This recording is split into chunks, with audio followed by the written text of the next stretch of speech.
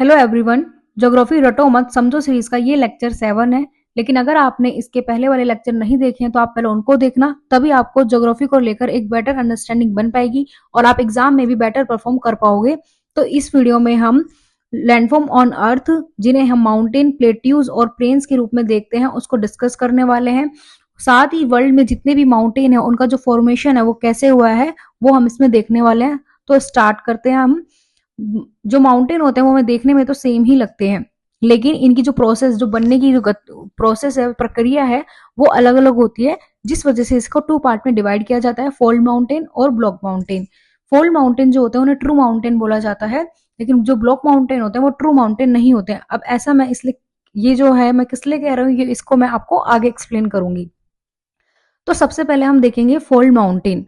तो fold mountain कहां पर बनते हैं? जब दो प्लेट बाउंड्री आपस में, जहां पर उनका कोलिजन होता है, अभी सारी सीमा जिसे हम बोलते हैं। और यहाँ पर जो कौन सा फोर्स फिर लगता है? कंप्रेशन फोर्स यहाँ पे क्रिएट होता है, जिसकी वजह से यहाँ पर जो सेडिमेंट होते हैं उनका अपलिफ्टमेंट होता है और हमें इस तरह की ये फोल्ड माउंटेन आकृति हमें यहाँ पर देखने को मिलती है।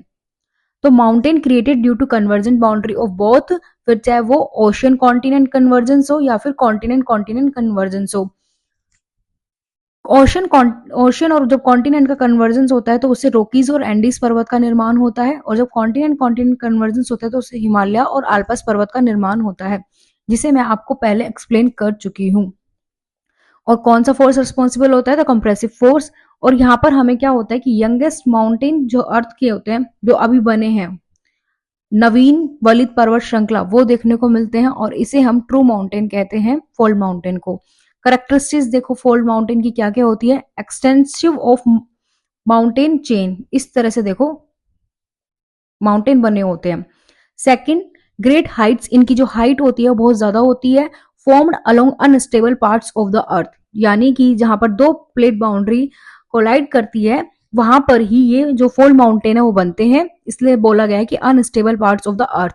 Sedimentary deposit of marine origin, मतलब ये कहना चाह रहा है कि, ये लाइन बोलना चाह रही है कि जो हमारे फोल्ड माउंटेन होते हैं उसमें जो मेराइन डिपॉजिट होती है उसके भी सेडिमेंट्स हमको देखने को मिलते हैं, जिसे हम आगे समझने वाले हैं। जियोसिंक्लाइन क्या होता है, ये सारी चीजें तब आपको इसको समझ में आएगा।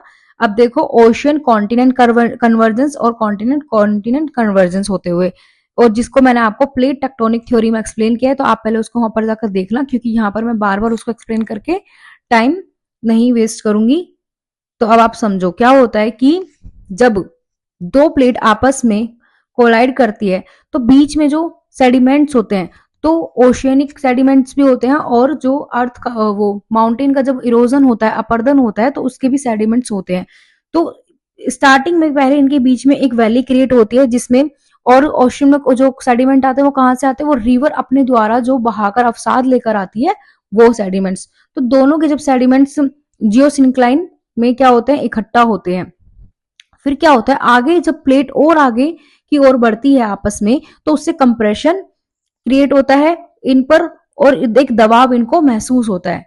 फिर जब ये और फोर्स जब होता है और ज्यादा बढ़ जाता है, जिसकी वजह से इस तरह की ये आकृति हमें देखने को मिलती है, और हमारे जो फोल्ड माउंटेन है वो बनते हैं। अब देखो आगे, फोल्ड माउंटेन जो हमारे जो है वर्ल्ड में, देखो Rocky, Appalachian, Andes, Atlas, Alps, Caucasus, Ural, Himalayas. तो आपको इनको बार बार देखना है ताकि आपको ये लंबे समय तक याद हो जाए। एक और बात कि जो हमारी अरावली है वो भी one of the oldest fold mountain का ही पार्ट है। अरावली जो पर्वत श्रृंखला है वो हिमालय से भी, जब स्टार्टिंग में जब उसका निर्माण हुआ था तो उसकी जो हाइट थी वो हिमालय से भी बहुत ज्यादा थी। तो ये तो अब जब उसका इरोजन हो गया है तो आज जो उसकी हाइट है वो हमें कम देखने को मिलती है। अरावली की तरह ही आल्प्स और यूराल, इन सारे पर्वतों का भी इरोजन हो गया है। तो अब जो हमें यंगेस्ट जो मिलते हैं देखने को, वो रॉकी, एंडीज, हिमालय, जो यंगेस्ट फोल्ड माउंटेन है, और इनकी जो हाइट है वो बहुत ज्यादा हमें देखने को मिलती है। नेक्स्ट, एक पामीर नोट, जिसके बारे में आपने सुना होगा। तो इसको लेकर ज्योग्राफर के बीच में ये डिबेट है कि जो ये जितने भी हम काराकोरम, हिमालय पर्वत श्रृंखला, हिंदुकुश, अलाई, तियान शान, क्वेनलून, तो इनको जो हम देखते हैं तो इसका जो एक्सटेंशन, इन सब रूट जो इनका जो हम पर्वत श्रृंखला हमें देखने को मिल रही है, तो इनका जो रूट है वो पामीर है, और पामीर से ही इन सब चीजों का इनका एक्सटेंशन जो है माना जा रहा है। तो अभी तक तो यही माना जा रहा है कि क्या हुआ था कि जब ये सारी जो श्रृंखला है वो कैसे बनी होगी, तो इसके पीछे कौन से फैक्टर है जो रिस्पॉन्सिबल रहे होंगे। तो ऐसा माना गया कि क्या हुआ होगा, जब हमारी जो इंडियन प्लेट है उसका जब मूवमेंट हुआ होगा, तो जब यूरेशियन प्लेट और इंडियन प्लेट आपस में फर्स्ट टाइम कोलाइड की होगी, आपस में टकराई होगी, तब इस तरह की जो ये पर्वत श्रृंखलाएं हैं, पामीर नोट, इन सब का निर्माण हुआ होगा उस टाइम पर। अब हम यूरोप के कुछ साथ साथ थोड़ी मैपिंग भी देखेंगे, और आपको क्या करना है, एटलस माउंटेन जो स्टूडेंट एटलस जो होती है उसको लेकर इनको वहां पर लोकेट करना है और इनको याद करना है, क्योंकि यूपीएससी एग्जाम में माउंटेन जो है उनसे प्रश्न बहुत ज्यादा पूछे जा सकते हैं। और आप 2024 में भी जो क्वेश्चन है माउंटेन से वो आए हुए थे, उन्होंने बहुत सारे जो माउंटेन है उनको उठा के एक ही क्वेश्चन में रख दिया था। तो हर साल माउंटेन से क्वेश्चन पूछे ही जाते हैं। तो देखो, पैरनीज माउंटेन, जोलिन mountain, Alps mountain, Ural mountain, Caucasus mountain, Dinaric Alps, Balkan mountain. तो इंपॉर्टेंट जो माउंटेन है वो आपको देखने हैं। अब क्या हुआ होगा कि जिस तरह से ये हमारा इंडियन प्लेट और यूरेशियन प्लेट जब ये हुआ था, तो इस तरीके से फर्स्ट तो ये हुआ था, फिर बाद में हिमालय का भी निर्माण हुआ। उसके बाद इसी तरीके से क्या हुआ होगा, जो ये यूराल माउंटेन है, तो ये भी जो पार्ट होंगे पहले आपस में अलग अलग होंगे, बीच में यहाँ पर ओशन रहा होगा, उसमें सेडिमेंट्स होते हैं, तो उसकी वजह से यहाँ पर भी फोल्ड माउंटेन बने होंगे। तो इसको हम डिफरेंट जगह ऐसे देखते हैं, जहां पर भी जो फोल्ड माउंटेन हो रहा है वहां पर यही सारी चीजें रही होंगी कि पहले वो तो ये वाला जो प्रोसेस है माउंटेन सारी चीजें बनने का, कि सबसे पहले तो क्या हुआ होगा, आइलैंड, ये मैंने अपने पहले लेक्चर्स में बताया था कि सबसे पहले क्या हुआ होगा, क्योंकि फोल्ड माउंटेन जब बनते हैं, जब वो एक फेज से गुजरते हैं, तो सबसे पहले जो फेज में क्या हुआ होगा कि यहाँ पर सबसे पहले आइलैंड आर्क बने होंगे। रुको, तभी बोल रही हूँ, आप पीछे से ही देखना, तब आपको बहुत क्लियर समझ में आएगा, ताकि आप उसको बार बार जब सुनोगे तो वो याद हो जाएगा। तो सबसे पहले जो फोल्ड माउंटेन बनने का होता है ना, फेज होता है, तो सबसे पहले जो फेज होता है वो ये होता है, फिर ये सेकंड फेज, फिर जाके कहीं फोल्ड माउंटेन बनते हैं। तो सबसे पहले तो आइलैंड आर्क का निर्माण होता है, उसके बाद वोल्केनिक माउंटेन बनते हैं, और फिर ये सबसे लास्ट स्टेज होता है जब फोल्ड माउंटेन बनते हैं। तो इसी तरीके से यहाँ पर हर जगह जो भी जो जहां पर भी आपको फोल्ड माउंटेन देखने को मिल रहे हैं वर्ल्ड में, तो यहाँ पर क्या होगा, ये सब बाद में आकर एक बैंड के रूप में जुड़ गए होंगे, वरना ये पहले दो अलग अलग कॉन्टिनेंट होंगे जो बाद में आकर आपस में जुड़ गए। जैसे कि मैंने आपको बताया, जैसे ये यूराल एक एग्जाम्पल देकर, इसी तरीके से और भी आल्प्स पर्वत, तो ये सब आकर बाद में आपस में यहाँ पर बैंड होकर जुड़ गए। तो आपको क्या करना है, अपने दोनों को हाथ को एकदम मिला लेना है ना। तो इस तरीके से आकर ये फिर एक कॉन्टिनेंट बन गए। अब इसकी इंपॉर्टेंस क्या है, importance of mountain building process क्या है, इसकी importance, understanding of the origin and evolution of earth crust, जो अर्थ की जो आज क्रस्ट हमें देखने को मिलती है उसका ओरिजिन कैसे हुआ है, उसका डेवलपमेंट कैसे हुआ है, तो वो हम इससे जानते हैं जब इसको पढ़ते हैं, समझते हैं। At the time of the formation of the earth crust, first basaltic crust of ocean, क्या हुआ था कि जब हमारा जो अर्थ की जो पहली जो लेयर थी वो हमारी ओशियनिक क्रस्ट थी, फिर उसका जब कन्वेक्शन सेल एक्टिव थी उसकी वजह से जो मैग्मा था जब बाहर आया, तो ब्रेकिंग ये सारी प्रक्रिया शुरू हुई, melting and A lighter continent crust develop. तो जब वो मैग्मा आकर फिर से वहां फैला होगा, तब क्या वो ठंडा हो गया होगा, तो फिर से जो क्रस्ट बनी उस पर, तो वो हमारी कॉन्टिनेंट क्रस्ट थी। तो हमें ये सारी चीजें जानने को मिलती है। फिर कोलाइड विद वन अनदर, तो ये जो प्रक्रिया है वो बार बार हुई होगी कि वो आपस में फिर से कोलाइड किए होंगे, कहीं पर डाइवर्जन की क्रिया होगी, कहीं पर कोलाइजन हो रहा होगा। तो ये प्रक्रिया जब बार बार हुई, तो तब जाकर हमारी जो अर्थ की आज हम जो देख रहे हैं वो स्थिति को पाते हैं। और फिर क्या हुआ होगा, पूरे ही अर्थ में एक लार्जर लैंडमास बना होगा, जो आपको मैंने बताया था, जिसे हमने पेंजिया भी कहा था। फिर धीरे धीरे हम जो ये जो लास्ट स्टेज है फोल्ड माउंटेन उसमें पहुंच जाते हैं। तो सबसे पहले आइलैंड आर्क का निर्माण हुआ, उसके बाद वॉल्केनिक माउंटेन बने, उसके बाद जब दो प्लेट आपस में कोलाइड की उनका जॉइंट से फोल्ड माउंटेन का निर्माण हुआ, जिसका एग्जाम्पल है यूराल और हिमालयन। और भी मैंने आपको ऊपर जो वर्ल्ड में दिखाए वो सभी इसके एग्जाम्पल हैं, लेकिन कुछ अभी ओल्ड हो गए हैं क्योंकि उनका इरोजन अपर्दन हो गया है इस वजह से। तो अब जो नए हैं जहां पर कन्वेक्शन सेल एक्टिव है वही वो हमारे यंगेस्ट फोल्ड माउंटेन है।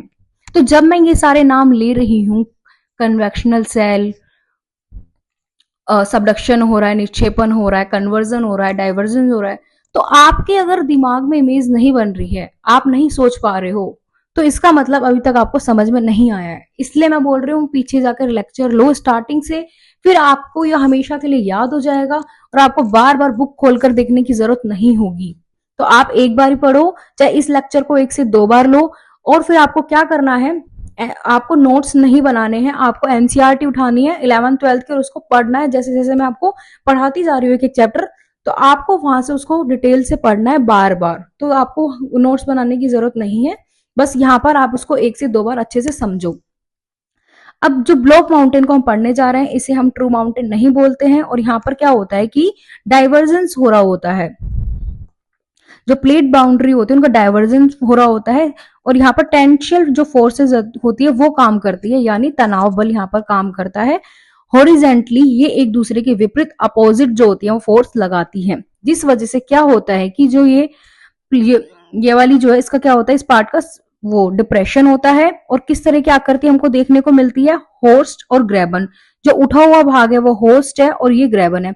अब क्या होगा जब हम इस चीज को देख लेंगे तो इससे हमें चीजें इतनी क्लियर नहीं होती है जब तक हम उस चीज को जहां पर वो चीज हो रही है ना देख लें। तो आप इधर देखो, ये अफ्रीकन रिफ्ट वैली के वहां पे ये सारे जो सीन आपको यहाँ पे दिखाए गए हैं कि ये क्या हुआ है, ट्रू माउंटेन क्यों नहीं है, मैं आपको उसका आंसर देने जा रही हूँ। ये जो पर्वत है इसके कंपैरिजन में हमें यहाँ पे जो जगह है वो उठी हुई लग रही है, लेकिन ये जो पर्वत है इनका अपलिफ्टमेंट नहीं हुआ है। ये क्या हुआ है, जब कन्वेक्शनल सेल एक्टिव थी उसकी वजह से जो सॉफ्ट रॉक थी उसका यहाँ पर डिप्रेशन हुआ, जिस वजह से ये जो भाग है हमें उठे हुए दिखते हैं।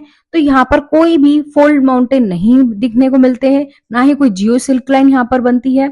तो आपको ये याद रखना है, जब मैंने आपको प्लेट टेक्टोनिक थ्योरी बताई थी तब बताई थी कि कैसे यहाँ पर जब हमारी जो कॉन्टिनेंटल क्रस्ट होती है तब यहाँ पर जब डाइवर्जेंस की क्रिया शुरू होती है तो स्टार्टिंग में यहाँ पर रिफ्ट वैली का निर्माण होता है, फिर बाद में यहाँ पे नासेंट सी बनता है जो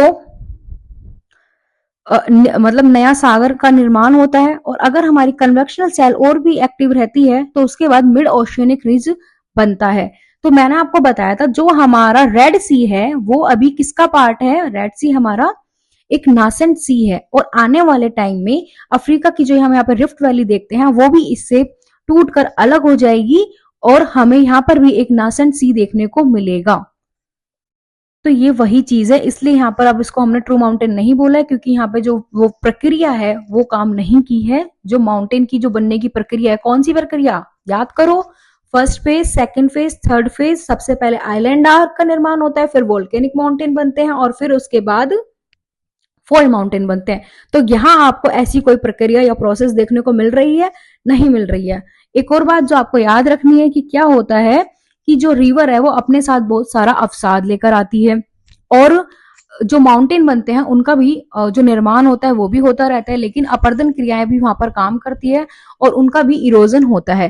तो जब ट्रेंचेस, जो ये ट्रेंचेस है ठीक है, जहां पर ये दो प्लेट कोलाइड कर रही है आपस में, तो इस वाले पार्ट में जो माउंटेन और ट्रेंचेस की जो बीच वाला पार्ट है, तो अब ये देखो ये ऊपर का सरफेस है ओशियन का और ये नीचे का है। तो यहाँ पर एक वैली का निर्माण होता है जिसमें रिवर ओशियनिक सेडिमेंट्स और कॉन्टिनेंट सेडिमेंट्स का जो होता है मिक्स हो जाते हैं तो उस जियोसिंक्लाइन में। तो क्या होता है कि हमें जो फोल्ड माउंटेन है, हमारे जो यंगेस्ट फोल्ड माउंटेन है, उसमें हमें ओशियनिक जो सेडिमेंट्स होते हैं, जो उनके डिपॉजिट्स होते हैं, वो भी देखने को हमें मिलते हैं। और धीरे धीरे क्या होता है कि जब ये प्रक्रिया बार बार काम कर रही होती है, अगर हमारा कन्वेक्शन सेल एक्टिव होता है तो ये भी उसमें सबमर्ज हो जाते हैं, इनका भी जो क्रश होने लगता है और ये भी उनके साथ ही फोल्ड माउंटेन के साथ मर्ज हो जाते हैं। अब यही वही चीज जो मैंने समझाई यहाँ पे लिखी हुई है। Due to force within interior of the earth. Upliftment part को होस्ट कहा जाता है, जो डिप्रेस्ड पार्ट है उसे ग्रेवन कहा जाता है। होस्ट जो होते हैं वो ब्लॉक माउंटेन होता है और जो ग्रेवन होता है वो रिफ्ट वैली होती है। जैसे कि इसको आप बोल दो ग्रेवन और रिफ्ट वैली, और इसको आप बोल सकते हो होस्ट।